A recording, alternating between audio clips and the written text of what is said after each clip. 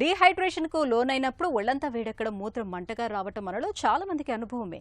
అయితే సీజన్లతో నిమిత్తం లేకుండా మనలో చాలా మందికి తరచుగా మూత్రంలో మంట అనేది బాధిస్తూ ఉంటుంది. మూత్రానికి వెళ్లిన ప్రతిసారి చురుక్కుమనే మంట వేధిస్తూ ఉంటుంది. ఈ రకమైన సమస్యను డాక్టర్లు సిస్టైటిస్గా పిలుస్తారు. మూత్రంలో మంటను తెచ్చిపెట్టే సిస్టైటిస్ సమస్యకు కారణాలు, పరిష్కార మార్గాల గురించి ఇప్పుడు తెలుసుకుందాం.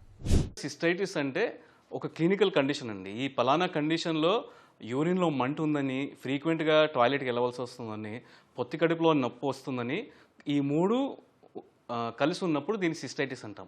మూత్రంలో మంట ఉండటానికి చాలా కారణాలు ఉంటాయండి.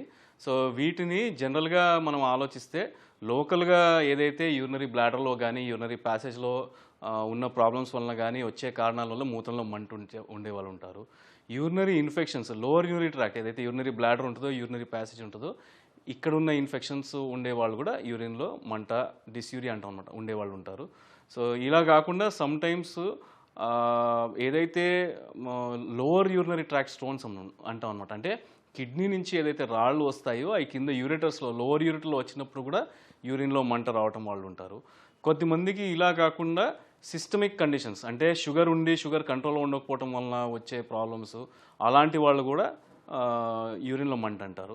సిస్టైటిస్కు చికిత్స అనేది కారణం బట్టి ఉంటుందండి. సో ఏదైతే మనకి క్లినికల్ కండిషన్, సో ఈ మంట ఉండటం కానీ, ఫ్రీక్వెంట్గా వెళ్ళటం కానీ, యూరిన్ ఏదైతే మనకు ఉంటుందో దానికి ఏ కారణం వల్ల ఇలా వస్తుంది. సపోజ్ ఇలా ఉండటానికి కారణము ఏదన్నా షుగర్ కంట్రోల్లో ఉండకపోవటం వలన రావటము, అలా లేకపోతే డీహైడ్రేషన్ వలన వచ్చే ప్రాబ్లమ్స్ ఉన్నాయనుకోండి, సింపుల్గా ఈ మెడికల్ కండిషన్స్ కరెక్ట్ చేసుకుంటే సరిపోతుంది.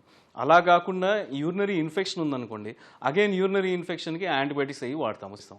అలా కాకుండా బాగా స్ప్రెడ్ అయిన ఇన్ఫెక్షన్ ఉండి ఐవీ ఫ్లూయిడ్స్ కానీ, లేకపోతే ఇంట్రావీనస్ యాంటీబయాటిక్స్ కానీ ఇవ్వాల్సి వచ్చినా, లేకపోతే అసోసియేటెడ్ ఏదైనా కాంప్లికేషన్స్ ఉన్నా అడ్మిట్ చేసి ట్రీట్ చేస్తాం.